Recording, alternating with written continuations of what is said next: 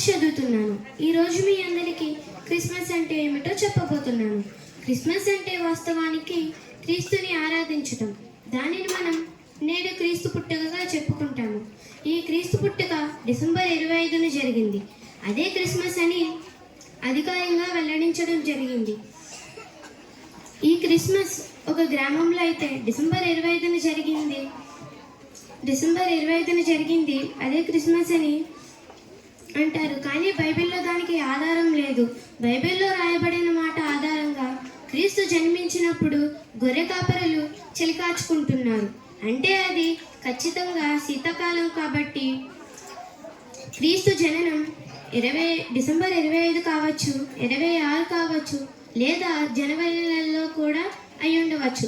అది ప్రాముఖ్యం కాదు. కానీ యేసుక్రీస్తు అసలు పుట్టాడా లేదా అనేది ప్రాముఖ్యం. చరిత్రలో యేసుక్రీస్తు పుట్టాడు అనటానికి చాలా ఆధారాలు ఉన్నాయి. ఉదాహరణ, క్రీస్తు పూర్వం అని మన ప్రారంభంలో వ్రాయబడింది. అలాగే బైబిల్లో కూడా ఆయన ఏ వంశంలో పుట్టాడో, ఏ గోత్రంలో పుట్టాడో, ఏ దేశంలో పుట్టాడో, ఏ గ్రామంలో పుట్టాడో స్పష్టంగా వ్రాయబడింది. అంతే మాత్రమే కాకుండా యేసుక్రీస్తు వాళ్ళ తండ్రిని పరిచయం చేస్తూ 42 వాళ్ళ తండ్రుల తరాలను పరిచయం చేశాడు. అలా ఈ భూమి మీద జన్మించిన వారిలో ఎవరూ పరిచయం చేయలేదు. కాబట్టి చరిత్రలో యేసుక్రీస్తు పుట్టాడు అనటానికి చాలా రుజువులు ఉన్నాయి. ఇప్పుడు ఆయన ఈ లోకంలో ఎందుకు పుట్టాడు అంటే చాలామంది చాలా విషయాలు చెబుతారు. ఉదాహరణ, రక్షకుడు చనిపోయి తిరిగి లేచాడు అని చాలామంది చెబుతారు. కానీ ఆయనలో నాకు నచ్చిన విషయం క్షమించడం. మన స్నేహితులు, మన ఇరుగు పొరుగు వాళ్ళు మన ఎడల ఎన్నో తప్పులు చేస్తారు.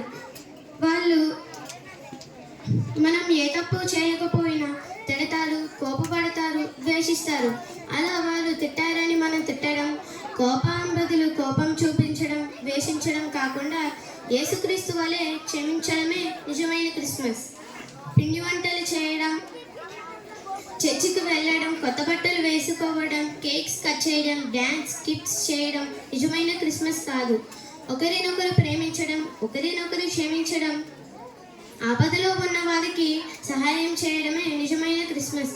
యేసుక్రీస్తు అలాగే చేశారు. మనం కూడా అలా చేయగలిగితే ఎంత బాగుంటుంది. ఇదే నిజమైన Christmas. Thank you all of you.